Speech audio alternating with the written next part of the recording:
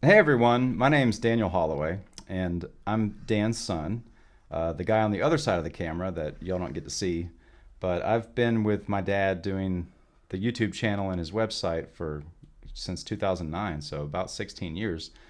And I'm also a musician. I play the cello, and he asked me to do a video, which I thought was a great idea, of just kind of going over his microphones, all the audio equipment we use here at my house, in my home studio, that we've acquired over the years, and just kind of our journey in searching for a better sound to deliver to you guys for Dan's great performances that we all love.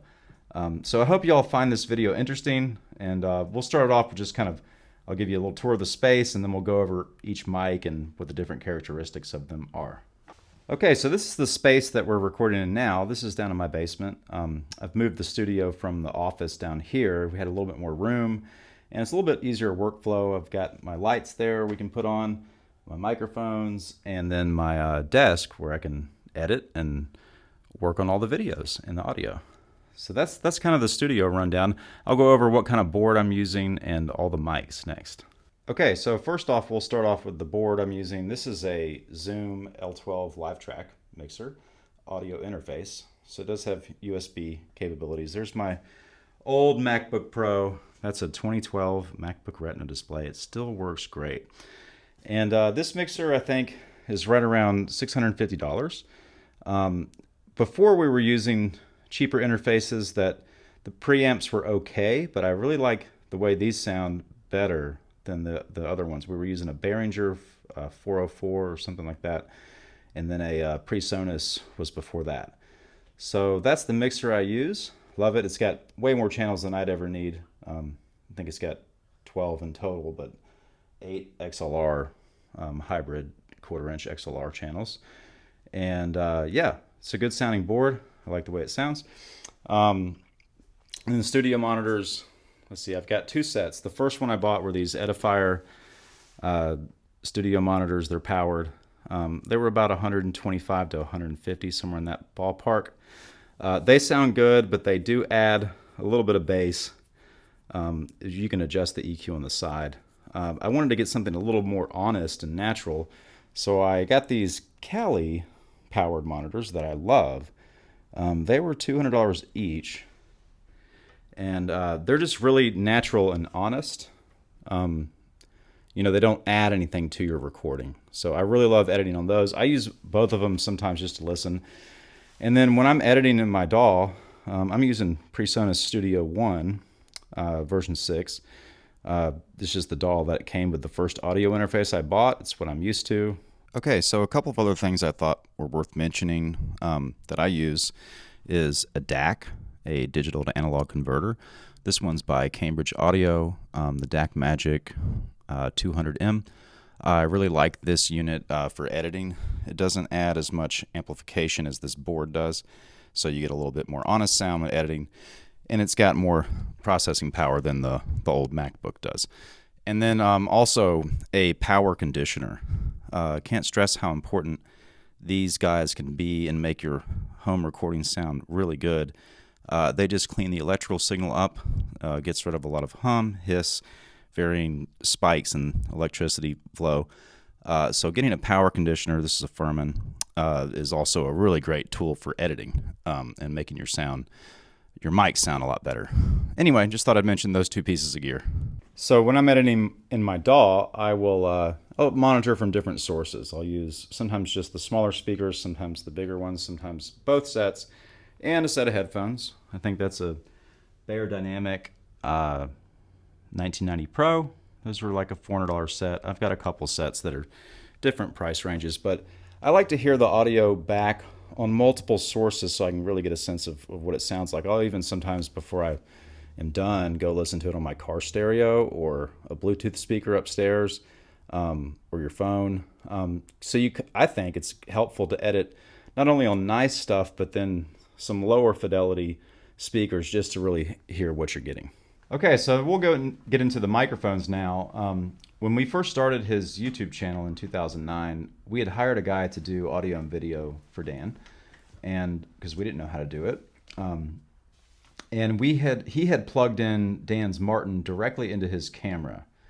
Uh, Dan has some electronics in his Martin just for live applications that we never used since then, but that's the very first video. So if you go back to like the very beginning of his channel, all those videos from about 16 years ago, I think it was May 2009 that we switched over to using an actual microphone, which is this microphone. And this is a Sennheiser E935. And it's a dynamic microphone, really more for live vocal applications, but it works great as an instrument mic too. And it's very affordable, which is the best part. I think this microphone is $100. And yeah, we got some really decent recordings just running this mic directly to the camera that we had. We had a old Panasonic camera, but it had XLR inputs on it. And that's what we did in the beginning. I didn't know anything about editing audio separately. I just thought, you know, this will improve it. It'll capture good audio much better than the camera's onboard microphones, which I'm sure sounded crappy.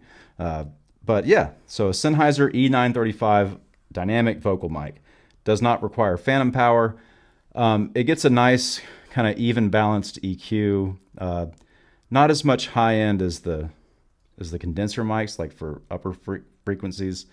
It has a little bit of roll off on those, but not as much roll off as say like a ribbon mic or something like that. So it's kind of a good all around first choice. If you're just getting into audio recording, just get a good dynamic mic. Shure SM57, SM58, or some of these Sennheiser ones. I think SV makes some really good ones too. SE Electronics. Yeah, any kind of dynamic mic is great to start with. Okay, so the next set of microphones that we used, I don't actually own anymore. I sold them, but they were really good and they were really affordable. And that's the ones that we did from about, I guess it was May 2018 till about the following year. And that is the Audio-Technica 2041 Studio Pack, which is a AT2020 and an AT2021. So this combination of mics is a really good way to mic acoustic guitar because you get a large diaphragm condenser and a small diaphragm condenser. So you kind of get a blend of the two mics. I found that this large diaphragm really captured the low frequencies extremely well. They sounded really warm, really rich. And then the small diaphragm mic really get the transients of the guitar. So I usually put that one out at the 12th fret, and I use the large diaphragm more close to the body of the guitar. And you can see that in the videos how I had them arranged. But this is kind of when I actually got into caring about the sound a lot and trying to change it and shape it to sound better. So I highly recommend getting a set of these if you're just starting out. I know MXL makes a set as well, and I do own a set of those that we did use. I didn't find it to be as desirable as the Audio-Technicas, but they're around the same price, the MXLs. Anyway, condenser mics is definitely the next step if you want to improve the audio sound. So we'll go through the other microphones we have. Okay, so the next microphones I was curious in trying out were just a little bit higher end condenser mics, and those were the Golden Age projects mics, which are right here. Let that focus. And this is a large diaphragm condenser as well. It's actually really reasonably priced. I think $180 for this microphone. And boy, that was when I really did notice a difference between something entry level and something a little more mid-level for condenser mics. This one has a switchable polar pattern, which is cool. You can do, cardioid, which is like the heart shape in front of you. Figure 8, which would be from the front and the back of the mic in the same cardioid pattern. And then omnidirectional, which would pick up from all sides, probably get a little more room sound with the omni or figure 8, and then a little bit more close instrument sound with the cardioid, which is what I always ended up using for Dan's videos. Anyway, I love this mic so much I ended up buying 2 of these. Sometimes we ran them in stereo. And even better than that was me experimenting with the small diaphragm version. So this is the Golden Age Project FC3 large diaphragm, and this is the FC4 small diaphragm, pencil condenser. And these mics sound fantastic. These came as a stereo set with a mounting bar, and just really picked up a whole lot of detail on the higher end of the upper register frequencies of the guitar. I really love the way these sounded, and then in combination they sounded really good. So you can listen to that era of videos. Most of these are visible on the video, and I'll probably piece together some clips of how each of these might sound so you can kind of compare them. But yeah, this really got me a lot further in my audio editing journey. So the next microphone I used is this funny looking guy. It looks like an old school, radio mic or something that you'd see. And it's a ribbon mic, also made by Golden Age Project. I think it's the R2 model, and retails for around $180. And what I found about ribbon mics is they're very warm sounding, which is cool, but that you do lose some of the upper frequencies. The high end's kind of rolled off on these mics, but an interesting sound nonetheless. They do sound good blended with condensers. Just make sure that you don't run phantom power to these guys. The ribbon mics don't like phantom power and can fry the microphone. The dynamic mics, not as much of a big deal if you accidentally run phantom to those, although they don't need them. Anyway, I'll play some clips of, we never used this mic by itself, although that might be interesting to do one day. But I kind of blended this in with some of the condenser mics that we just went over. And yeah, ribbon mic, also great for guitar cabinets if you're playing electric or running your acoustic amp. Ribbon mics are great for recording guitar cabs. Okay, so next up we have the AKG P420 large diaphragm condenser mic. This one I thought was wonderful for vocals and guitar. Very similar to the Golden Age Project FC3, but just a little bit better. And you'll find that about microphones as you go up in price. Believe it or not, the quality it's noticeable, but it's also kind of fine, finesse detail. So you kind of have to listen to the mics a lot to really hear the difference in them. I think I bring that up because you can get really great sound for not a lot of money, but as you do step up, you will notice a little bit more fidelity in each mic. This has switchable patterns as well, cardioid, omnidirectional, and figure 8. And it also has a roll-off switch, which I believe the Golden Age Project FC3 did as well. Has a roll-off switch and a minus 20 dB switch. So if you're doing some really loud instruments like drums or trombone, brass, you can hit that pad switch and that'll help with your signal level not getting distorted from those louder instruments, even piano. But for guitar, you can leave it right flat and you don't have to do any pads for it. So anyway, this is a great mic. It came with this shock mount. This is the mic you're actually hearing me speak into. Hope I've done a decent job of staying there as I'm trying to show you guys things. And this shock mount here came with that. I'm using a pop filter. That did not come with it. That's separate. But yeah, this was a really great deal. I think it was a $200 microphone, and AKG makes incredible stuff.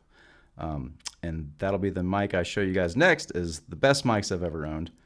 And we'll get to that in a second. One microphone we didn't cover, I forgot to cover, is this DPA 4099 instrument clip-on mic.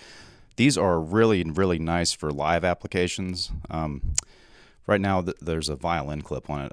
My wife and I run a wedding business, and we use these to amplify our strings. But there's the guitar clip that you can attach to it. They have multiple instrument clips, cello, violin, guitar. But for home recording, these are really cool because they get a really deep sound because they're a hypercardioid pattern. And when you blend them with like maybe a condenser mic, really, really nice results with that. We have one video Dan did where I got him to use this. I really love the way it sounded. He's not a big fan because it does get in the way of playing a little bit if you have it in the wrong place. So we don't use this mic much, but I think it's worth mentioning. They're not cheap. They're about $600 to $650 a piece. But for live applications, if you're playing acoustic guitar live, that mic sounds fantastic through just about any system you would put it through. Okay, so lastly here, we have a lovely set of AKG C414s. These are kind of the mic that I've settled on using for Dan's recordings. These are kind of staples in every professional recording studio. They are expensive. I think a studio pair, matched pair like I have, runs for $2,400, but I got these on Reverb for $1,750. So when I saw that, I really wanted to own them. And yeah, I can tell a difference big time. These are the nicest mics I've had. So from this point, I think I'm done buying microphones. I would love to own a Neumann U87, but I mean, these sound great. And we're just recording acoustic fingerstyle guitar. So I think I'm good with this. This is kind of as high end as we get. I like to run these in stereo. You can get different panning effects with it. They sound wonderful. Lots of options on this mic too. You have omnidirectional. You have another one that's like a wider cardioid pattern. You have a regular cardioid pattern, a hypercardioid pattern, and then a figure 8 pattern as well. So from the front and the back. So the different patterns of the mics will also, give you different characteristics of the source you're recording. And the omni and the wider patterns will get more of the room sound mixed in with the instrument, and then the tighter patterns you'll get more instrument. So I always thought that was great to experiment with, and this is kind of what we've been using recently. So there was another mic I'll go over. It's kind of a special feature mic that we did for his fiddle tune Cold Frosty Morning, where he played his resonator guitar. And that one he had a amp for, so I used a Sennheiser E906, and we'll show you that mic right now. Okay, so I've got the mics I like for cabinets. This is the Sennheiser E906, and as you can see, they've designed this mic for a cabinet. You can actually, that's the front of the mic, you can actually hang that over the cabinet, and it picks up really good sound. This is a dynamic microphone, so not a condenser or a ribbon, but a dynamic mic. It does not need fan power. However, you'll find that miking dynamic mics, you have to turn your preamps up pretty significantly, maybe 75%, to get a decent signal. So I also really highly recommend a cloud lifter for dynamic mics. This is the 2-channel version they make. We used this, and boy, it was just a lot of clean gain. It took down a lot of the hiss that you get from preamps that aren't great preamps, but that are in the Zoom board, and they're decent. But the cloud lifter does wonders for dynamic mics. So if you're curious about how those sound, I like using it. And then last, I think for his recording of Cold Frosty Morning, we used the Sennheiser. I'll let you look at that. And then that's the front of the mic. I think this is $180. And then a Shure SM57. Wonderful microphone for miking cabinets. You'll get more of kind of an earthy sound, a darker sound. The condenser mics are so bright that they're not as desirable for guitar cabs, I feel like. And that's just from my research, and I can hear the difference too. So, but you can use a combination of dynamic mics and condensers when recording a guitar cab or ribbons, and blend them together. So basically, all the different mics will do is they'll change the frequency response and the pickup signal that you're getting. So they'll have some mics really sound great in the low end, the bass notes, the mids. Other mics sound really wonderful in the high end, like these small diaphragm condenser mics. So there's sort of microphones for different purposes, and you can get all kinds of different sounds with them. I'm still learning and having a ball, trying different stuff and different techniques. And that's important too. It's not just the mics you use, but getting comfortable using them, getting the right placement, distance from the instrument or from the source, and getting things in phase. That's something I had to learn how to do.